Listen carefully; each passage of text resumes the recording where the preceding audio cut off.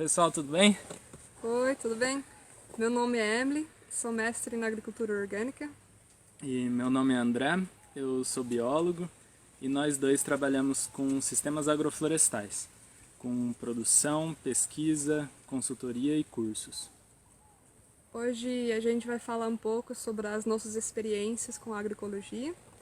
Primeiro a gente vai falar um pouco sobre as nossas experiências aqui no sítio com a agrofloresta. Depois sobre as nossas experiências com a agrofloresta na Índia, pesquisa. E terminando com umas reflexões finais. Então, a gente está aqui na Sítio Florestana, que antes era uma monocultura de pasto, que estava bem compactada. Agora a gente plantou total uns 50 espécies anuais, hortaliças, ervas, uns 30 espécies arbóreas, perenes. Dá para ver já que 3 anos depois o microclima já ficou bem melhor, está mais úmida, mais fresca. A fertilidade do solo também já melhorou muito. O solo está mais preto, mais escura, mais úmida, tem um cheiro bom também, tem bem mais vida no solo. E por causa disso também, cada vez que a gente vai fazer novos canteiros, a gente precisa de menos adubo. O preparo do solo também fica mais fácil, porque já está com estrutura melhor. Já tem bastante matéria orgânica também, que está produzindo no lugar, então cada vez a gente precisa trazer menos matéria de fora. A irrigação também é reduzida, porque já tem mais umidade aqui no solo e no ar. A gente também vê que tem maior biodiversidade, não só em relação às espécies vegetais, mas também tem mais insetos, tem mais pássaros. A gente até está vendo tucanos vir para cá, uns outros pássaros mais raros, como araçari e castanho, que é um pássaro muito lindo. E na questão mais social, aqui a gente recebe visitas, né? De vez em quando, a gente já realizou alguns mutirões. Voluntários vêm para cá, porque a agrofloresta é uma coisa que tem muitos benefícios, né? Muita coisa boa para oferecer, para nos ensinar. Então é uma coisa que atrai muitas pessoas, isso é muito legal. Inclusive já realizaram uma tese aqui também, usando esse sistema como base, uma tese de conclusão de curso, né? E aqui, a parte da comercialização, a gente fazia venda direta, entrega a domicílio. E isso proporcionava para a gente uma maior segurança, menos perdas, né? E maior contato direto com a comunidade. O preço ficava bom para nós, melhor do que se a gente vendesse para um atravessador, e ficava melhor para quem comprava. Ficava um preço mais barato do que se eles comprassem de atravessador, né? De mercados e coisas assim. A gente tinha em média de 20 a 30 produtos, então incluindo folhas como alface, rúcula, chicória, almeirão, ervas como cebolinha, salsa, temperos, né? Cebolinha, salsa, coentro, que mais? Isso, raízes, gengibre, inhame, beterraba, cenoura, isso, brócolis, muito tomatinho, produzia aqui, berinjela, quiabo, milho e mamão, né, que as primeiras frutas que começaram a sair, a primeira fruta foi o mamão e agora produzindo muita banana aqui. E a gente fazia entrega para cerca de 40 a 70 famílias, semanalmente, né? A gente passava a lista dos produtos que a gente tinha, e eles escolhiam o que queriam receber e tinha um mínimo de produtos para receber, né? Isso totalizava aí mais ou menos de 300 a 400 itens semanais. E uma vez a gente fez o cálculo, saiu uma média aí de 300, 350 quilos de alimento por semana. E a gente estava produzindo tudo isso, nesse momento, numa área de 1.500 metros apenas. Então, para vocês verem como que a agroecologia, né, e junto com a agrofloresta, pode proporcionar essa alta produtividade, o que proporciona uma viabilidade financeira segura, né, porque você tem diversos produtos, então é muito mais seguro diante de instabilidades climáticas e também pragas. Uma coisa que a gente via aqui era muito pouca praga, a gente teve muito pouco problema, a gente em momento nenhum utilizava defensivos, mesmo os orgânicos. E essa viabilidade financeira segura proporciona uma geração de emprego também, né?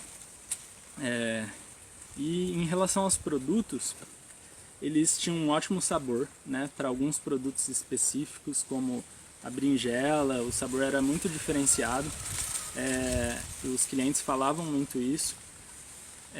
E uma coisa que chamava muita atenção era a durabilidade.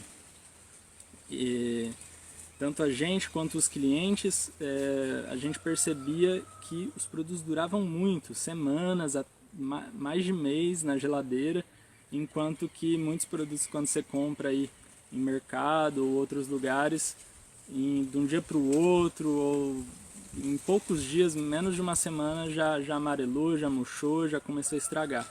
Enquanto os produtos aqui duravam semanas, facilmente, parecia que estava fresquinho ainda.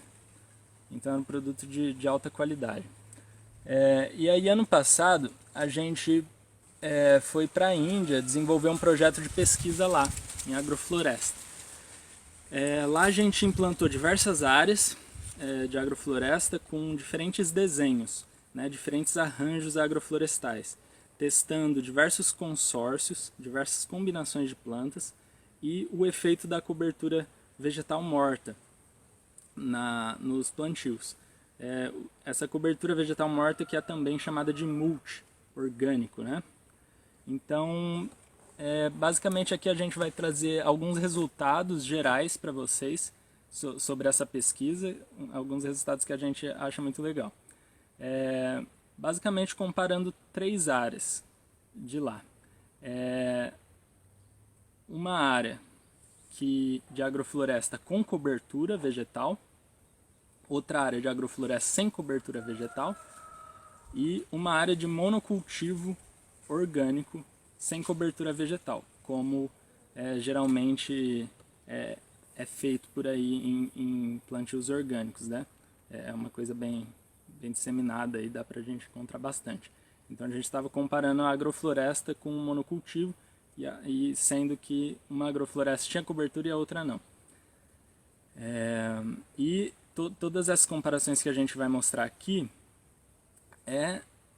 a respeito das espécies anuais, né? Não incluindo ainda o cálculo das perenes, porque as perenes foram incluídas no sistema, né? Espécies de fruta, espécies de biomassa, espécies de madeira, mas como o sistema ainda é novo, né? A gente só tem os resultados das anuais. Então, falando um pouco sobre os resultados, o primeiro resultado é que a área que tinha o palha arroz, que a gente estava usando como cobertura, né? Ele reduziu 41% o custo de mão de obra para tirar o mato, comparado com a área de agrofloresta que não tinha a palha de arroz como cobertura. Então, isso representou uma economia de R$ 1.300 a R$ 4.800 por hectare, dependendo da consórcio que a gente estava vendo.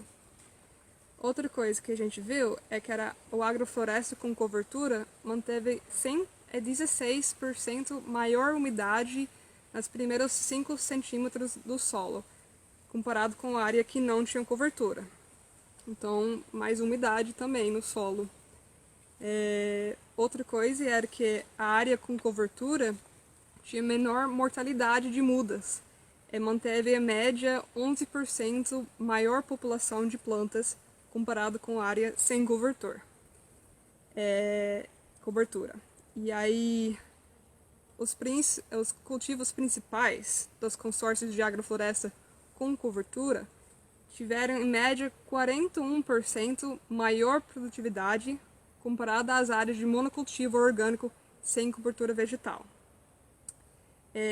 incluindo a produção de todas as espécies anuais, incluídas nos consórcios, a produtividade total por área na agrofloresta com cobertura foi em média 2,1 vezes maior do que as áreas de monocultivo orgânica sem cobertura.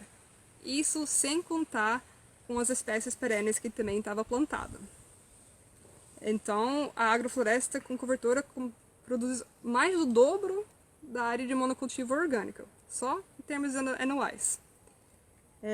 Em termos de lucro, a agrofloresta com cobertura teve em média R$ 15.600 de lucro a mais por hectare do que a agrofloresta sem cobertura.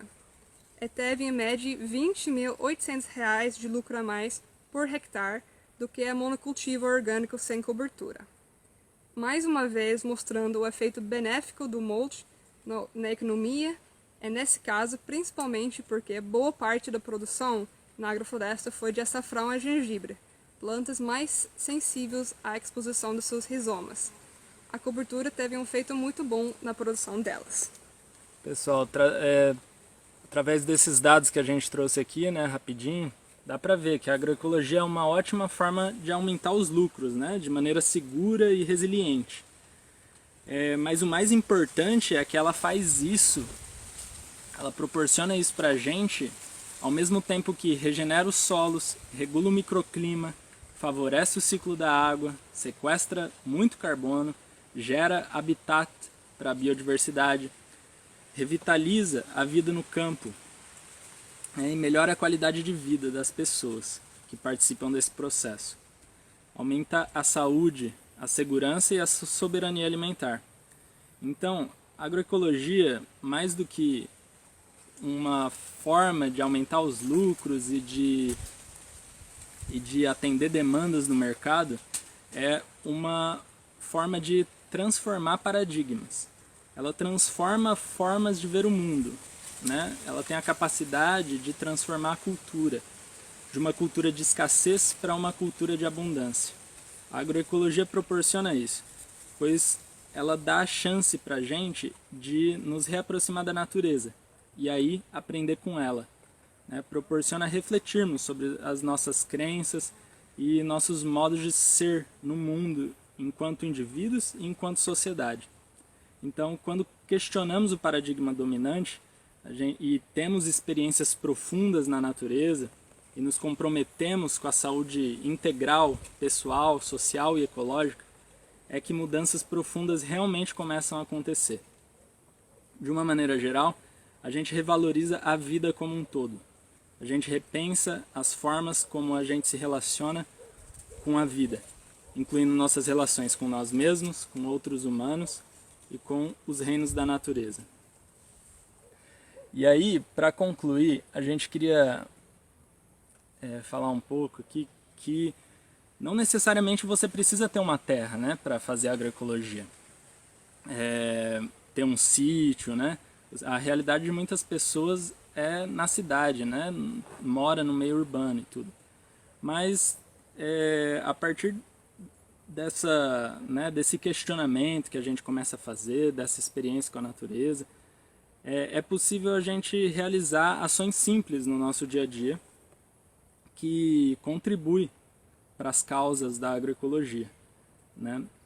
No nível pessoal, a gente pode questionar mais as narrativas, as informações que a gente ingere, os alimentos que a gente ingere, né? Ficar mais consciente do processo produtivo desses alimentos. No nível social, a gente pode criar, nutrir, fortalecer mais as comunidades, cultivar relações de cooperação, criar rede de produtos de consumo, né, de produtores familiares locais, criar projetos coletivos, fazer um grupo de estudo, um grupo de trabalho, começar uma horta comunitária, por exemplo. Expressar nossos sonhos, né, nos juntarmos com outras pessoas para sonharmos juntos e planejar como a gente pode realizá-los. E celebrar a vida, celebrar essas realizações em comunidade. Na dimensão ecológica, a gente pode se aproximar mais da natureza, seja cuidando de um vasinho. Um vasinho representa uma porta de entrada para a gente se aproximar da natureza como um todo. A gente pode desenvolver mais autonomia em relação aos nossos resíduos, a gente pode começar uma composteira em casa, por exemplo. Economizar mais água, energia, reutilizar mais, reciclar e tentar plantar mais do próprio alimento, né? A cuidar da terra por onde você for. Então era isso que a gente tinha para falar aqui hoje. Obrigado pela atenção. Qualquer coisa a gente está à disposição. Obrigada. Tchau, tchau.